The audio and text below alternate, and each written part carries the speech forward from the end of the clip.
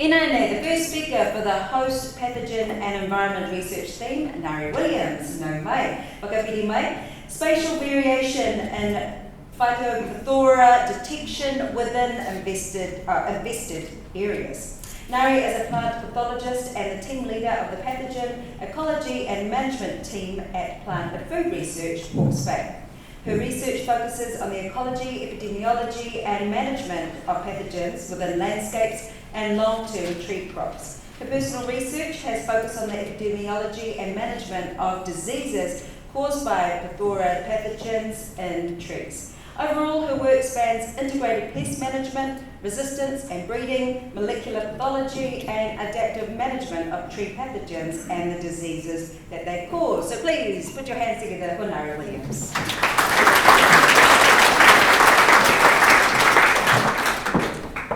Tēnā koutou. It's a great pleasure to be here today and to present the work that we've been doing in the host pathogen environment theme of Ngā Rākau Taketake, which I've been lucky enough to take co-leadership from Becky when she went up the ranks, and have had a great pleasure leading this theme with Julianne Chetham, who sends her apologies because she can't be here today.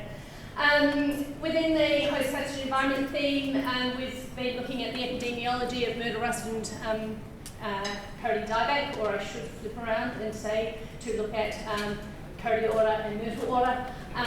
But as a pathologist, that's really hard to reprogram, so forgive me when I say. But then we've also had some work looking at the genomics of the pathogens themselves, Phytophthora, agathidicida, and Australopithecines.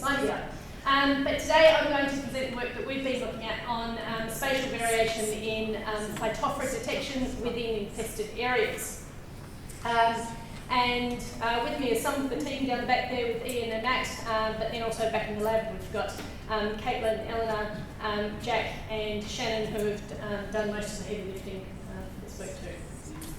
So, unfortunately, in addition to Phytophthora agathidicida, there are other phytophoras that are in our forest systems. So we often find when soil samples are coming through the lab that we're detecting fairly regularly or very regularly Phytophthora cinnamomi, to the point that if we don't suppress that, it will actually be the only thing that comes out.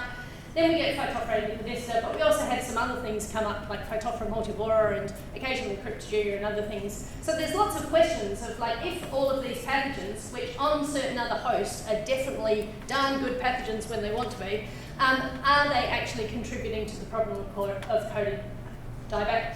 And do we need to worry about them, and how do all of these pathogens interact?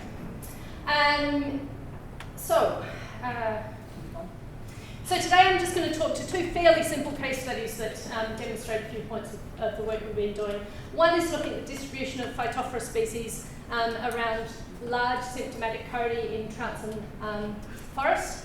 And the second one is looking at the Waitakere Ranges surveillance program that was carried out by Auckland Council, for which they've reported on the Phytophthora agathidicida results and the Phytophthora cinnamomi recoveries that we've got, and we've now got a bit more information of the other species that are there as well. So this is the first study in Trouncin Park.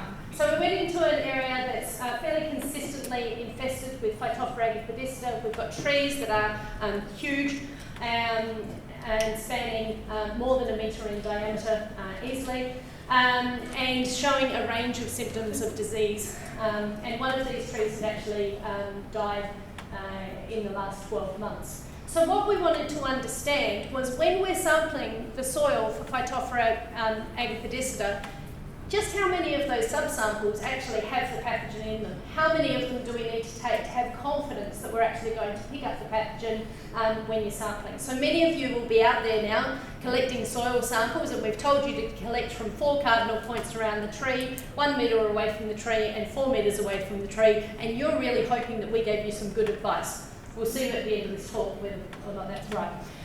But what we wanted to do was actually to go back in and sample all of those individual points and see just how many of them recovered the pathogen.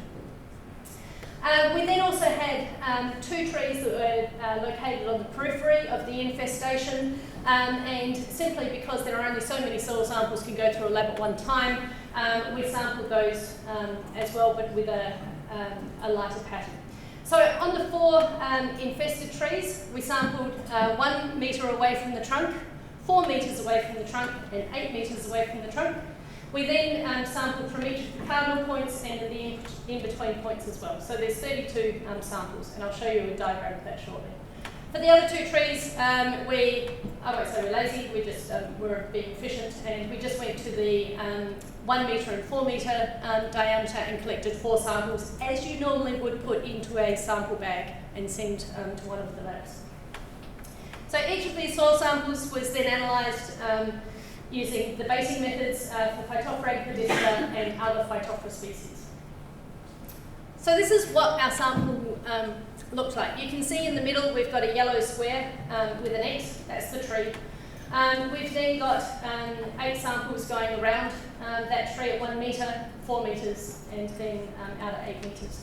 And here we've got the green marks are where we did not pick up any Phytophthora agricola. The red marks show where we did. So you can see on this tree we've got 7 of the 8 samples taken around the in immediate proximity to the trunk were positive. The ones in the mid canopy at 4 metres, all of those were positive. And then out on the periphery we've got 1 positive sample. The little square that you see there is in one of those boxes, and I'm not sure you can see it here because of light, but basically the one that's down at about 4 o'clock. We sampled 16 samples within a 1 metre quadrat. So at 25 centimetre spacings, we took a core to see just how consistently the pathogen was present. And there you can see that the majority of the squares actually turn positive, but not all of them do. So taking 1 core is a pretty risky strategy. Here we've got 3 more trees. So you can see that the pattern of distribution of Phytophthora agricola is actually quite variable, tree by tree by tree.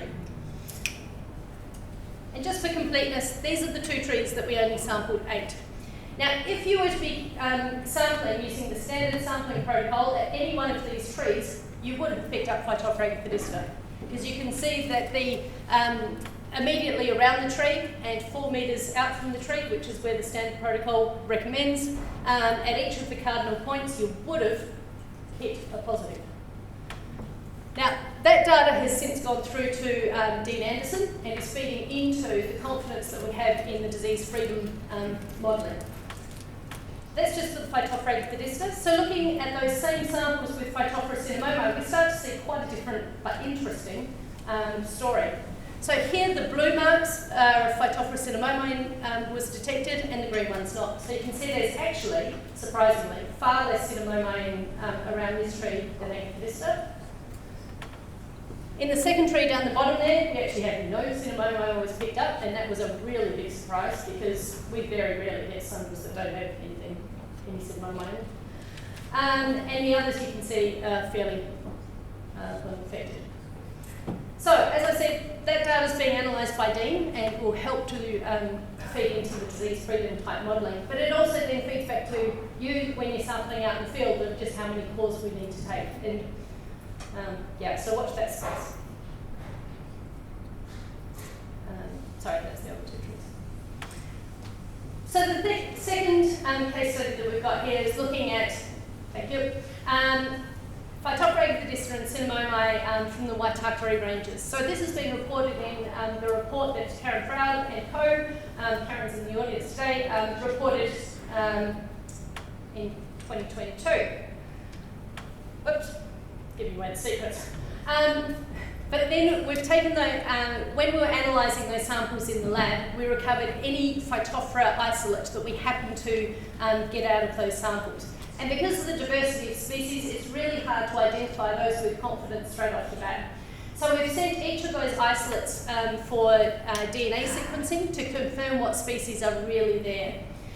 Then our PhD student, Shannon Hunter, has taken all of the soil samples from the Waitakere study, extracted the DNA out of them, and then done eDNA analysis looking for Phytophthora sequences only from those samples, and these are the results. So you can see that by baiting, we got 76 samples that came back with Phytophthora agricola. 401 was cinnamomi, and then the next one was Phytophthora multivora. with 55. A little bit of a splattering of Cryptogyra and Canovii, and a Phytophthora species that we actually don't know what it is. And you'll see there that some of them weren't actually sequenced, either because they couldn't be isolated in pure culture, or they didn't survive in storage. So really, the story hasn't changed that much. We were quite surprised that most of those if they weren't Cinnamomi and they weren't Agathidista, that the majority of them came back as multivora, because we really weren't expecting that. Got it. When we looked at the eDNA analysis, we actually didn't detect anywhere near as many as we expected. We thought the DNA might be a bit more sensitive, but actually in this case, you can see that it wasn't. We got 230 Cinnamomi, 44 Agathidista, and only 6 multivora. Whoops. Okay, so I'm going to have to breeze through this one, but if you look at the samples that had a combination of all of those, only 5 samples were found to have all 3 species. But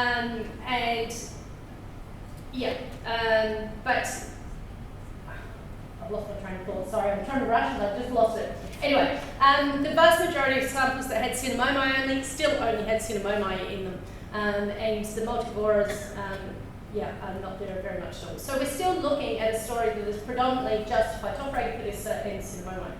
So in summary, these 3 species are the most common species isolated out of the current soils. Phytophthora is still the most commonly associated with the acute symptoms of Kaurilands dieback. Baiting did detect more Phytophthora species than eDNA analysis from the soil directly, but I should note that the methodology around using DNA-based detection, like the LAMP assay, actually also uses the baiting as an intermediary, so it's not a fair comparison here. Ongoing work with the integrated surveillance team is building this into the pathogen freedom modelling, and we are following up with the 3 Phytophthora species of concern to do more pathogenicity studies to understand what impact they're actually having on the Kaurilands trees. I also just want to leave you with a plug. We have been lucky enough to win the rights to host the next IUFRO Phytophthora in Forest and Natural Ecosystems Conference in September next year. So this is the international conference in the science space looking at Phytophthora pathogens in forests. So please put that in your diaries. Thank you.